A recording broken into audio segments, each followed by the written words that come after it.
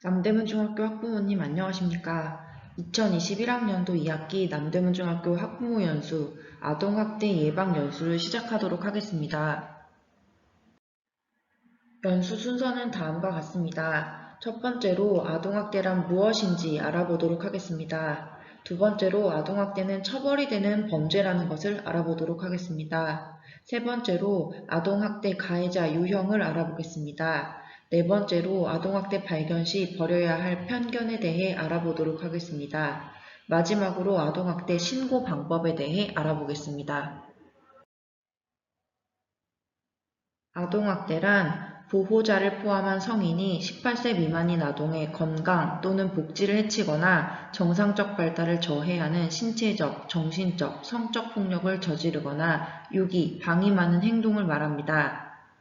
신체학대란 다음과 같습니다. 직접적으로 신체에 가해지는 행위, 도구를 사용하여 신체를 가하는 행위, 화상을 입히는 행위 등이 있습니다.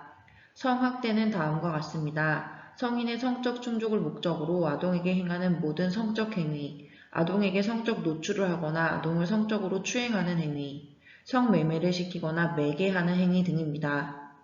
유기는 다음과 같습니다. 보호자가 아동을 보호하지 않고 버리는 행위 등입니다. 정서학대는 다음과 같습니다. 원망적, 거부적, 적대적, 경멸적인 언어폭력, 잠을 재우지 않는 것, 벌겨벗겨 내쫓거나 짐을 싸서 쫓아내는 행위, 아동이 가정폭력을 목격하도록 하는 행위 등입니다. 방임은 다음과 같습니다. 의식주를 제공하지 않거나 불결한 환경, 위험한 상태에 방치하거나 이유 없이 학교에 보내지 않고 아동에게 필요한 의료적 처치를 하지 않는 행위 등입니다. 조금 전 말씀드렸던 보호자를 포함한 성인이 18세 미만인 아동의 건강 또는 복지를 해치거나 정상적 발달을 저해하는 신체적, 정신적, 성적 폭력을 저지르거나 유기, 방임하는 행동을 하는 경우 아동복지법, 아동학대 범죄의 처벌 등에 관한 특례법에 따라 처벌됩니다. 아동학대는 범죄입니다. 다음으로 아동학대 가해자 유형을 살펴보도록 하겠습니다. 복지부와 중앙아동보호전문기관의 조사에 따르면 아동학대 가해자로는 부모가 80% 이상으로 가장 많았습니다. 신체학대의 비율도 매년 증가하는 추세입니다. 가해 이유로는 양육태도 및 훈육 문제가 가장 많았습니다. 발생 빈도는 1회적 발생이 60% 정도이지만 매일 발생하는 경우도 20% 가까이 된다고 합니다. 아동학대 발견 시 버려야 할 편견에 대해 말씀드리겠습니다. 설마 부모가 자녀를 학대하려고? 라고 물으실 수 있지만 조금 전 통계 자료로 살펴보신 것처럼 아동학대 가해자는 통계상 부모가 80% 이상으로 가장 많습니다. 있을 수도 있는 일 아닌가? 라고 생각하실 수도 있지만 아동학대를 가정사로 보는 관점은 개선되어야 합니다. 아동 인권 중심의 의식을 가지고 아동학대 범죄를 예방하기 위한 시선으로 변화해야 합니다.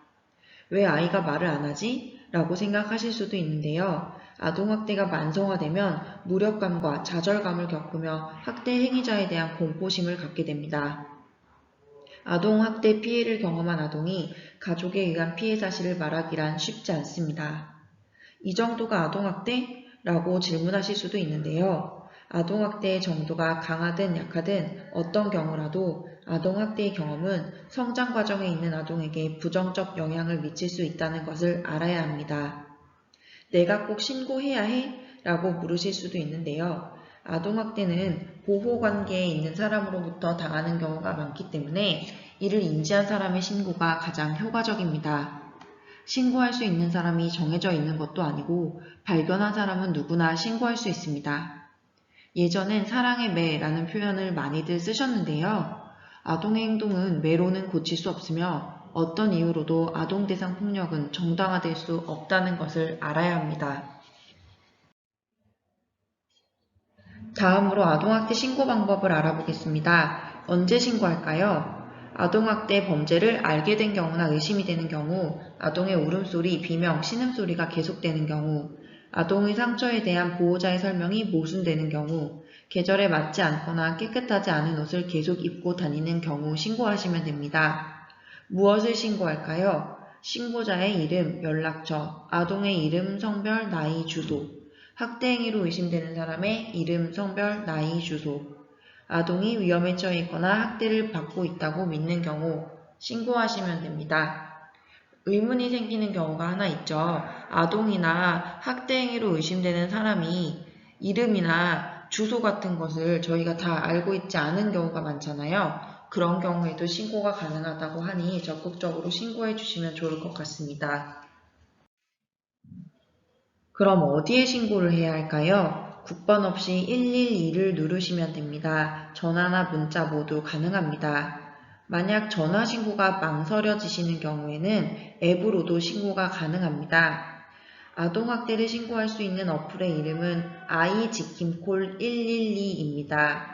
플레이스토어와 앱스토어에서 아이지킴콜 112 또는 아동학대를 검색하시면 됩니다.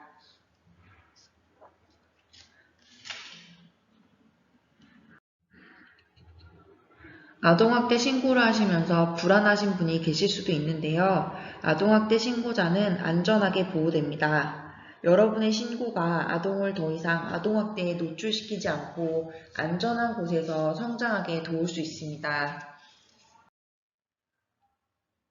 지금까지 아동학대 예방 학부모 연수였습니다. 감사합니다.